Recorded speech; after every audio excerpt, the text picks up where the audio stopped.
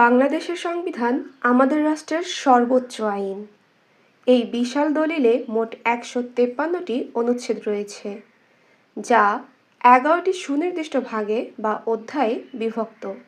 প্রথম ভাগ, প্রজাতন্ত্র, অনুচ্ছেদ ১ থেকে ৭ খ পর্যন্ত।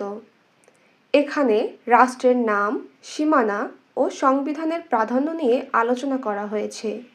দ্বিতীয় ভাগ, রাষ্ট্র পরিচালনার মূলনীতি, অনুচ্ছেদ ৮ থেকে ২৫ পর্যন্ত। এখানে আমাদের রাষ্ট্রের আদর্শ ও লক্ষ্যগুলো বর্ণিত আছে। তৃতীয় ভাগ, মৌলিক অধিকার।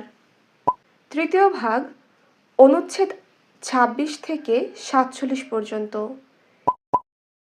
এটি নাগরিকের জন্য সবচেয়ে গুরুত্বপূর্ণ অংশ, যেখানে মানুষের চলাফেরা, ধর্ম এবং বাক স্বাধীনতার মতো মৌলিক অধিকারগুলো নিশ্চিত করা হয়েছে। চতুর্থ ভাগ, নির্বাহী বিভাগ, অনুচ্ছেদ ৪৮ থেকে ৬৪ পর্যন্ত। এখানে রাষ্ট্রপতি, প্রধানমন্ত্রী এবং মন্ত্রিসভার কার্যাবলী বর্ণিত। পঞ্চম ভাগ, আইনসভা, অনুচ্ছেদ ৬৫ থেকে ৯৩ পর্যন্ত। জাতীয় সংসদ গঠন এবং আইন প্রণয়ন পদ্ধতি এই ভাগের মূল বিষয়। ষষ্ঠ ভাগ, বিচার বিভাগ, অনুচ্ছেদ ৯৪ থেকে ১১৭ পর্যন্ত। সুপ্রিম কোর্ট প্রতিষ্ঠা এবং বিচারকদের নিয়োগ সম্পর্কে এখানে বলা হয়েছে। মনে রাখবেন, ৯৪ অনুচ্ছেদে সুপ্রিম কোর্টকে সর্বোচ্চ আদালত বলা হয়েছে। সপ্তম ভাগ, নির্বাচন, অনুচ্ছেদ ১১৮ থেকে ১২৬ পর্যন্ত। দেশে অবাধ ও সুষ্ঠু নির্বাচন অনুষ্ঠানের দায়ভার এই ভাগের মাধ্যমে নির্বাচন কমিশনকে দেওয়া হয়েছে। অষ্টম ভাগ, মহা হিসাব নিরীক্ষক ও নিয়ন্ত্রক, অনুচ্ছেদ ১২৭ থেকে ১৩২ পর্যন্ত।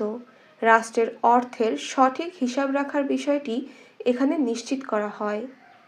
নবম ভাগ, বাংলাদেশের কর্মবিভাগ, অনুচ্ছেদ ১৩৩ থেকে ১৪০ পর্যন্ত।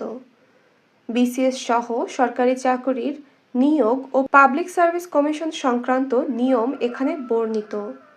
নবম ক ভাগ, জরুরি অবস্থা সংক্রান্ত বিধান, অনুচ্ছেদ ১৪১ ক, ১৪১ খ, ১৪১ গ এই ভাগের অন্তর্ভুক্ত। যুদ্ধ, বহিরাক্রমণ বা অভ্যন্তরীণ গোলযোগের সময় জরুরি অবস্থা ঘোষণা এবং মৌলিক অধিকার স্থগিতকরণ সংক্রান্ত নিয়ম এখানে বর্ণিত। রাষ্ট্রপতির এই ঘোষণার জন্য প্রধানমন্ত্রীর লিখিত পরামর্শ থাকা বাধ্যতামূলক এবং এটি সর্বোচ্চ ১২০ দিন পর্যন্ত কার্যকর থাকে। এছাড়া জরুরি অবস্থা চলাকালীন নির্দিষ্ট কিছু মৌলিক অধিকারের আইনি প্রতিকার স্থগিত রাখার ক্ষমতাও রাষ্ট্রকে দেওয়া হয়েছে। দশম ভাগ, সংবিধান সংশোধনী, অনুচ্ছেদ ১৪২, সময়ের প্রয়োজনে সংবিধান কিভাবে পরিবর্তন বা সংশোধন করা যাবে তা এখানে বলা হয়েছে। ১১তম ভাগ, বিবিধ, অনুচ্ছেদ ১৪৩ থেকে ১৫৩ পর্যন্ত। এখানে অন্যান্য প্রাসঙ্গিক ও জরুরি বিষয়গুলো অন্তর্ভুক্ত করা হয়েছে।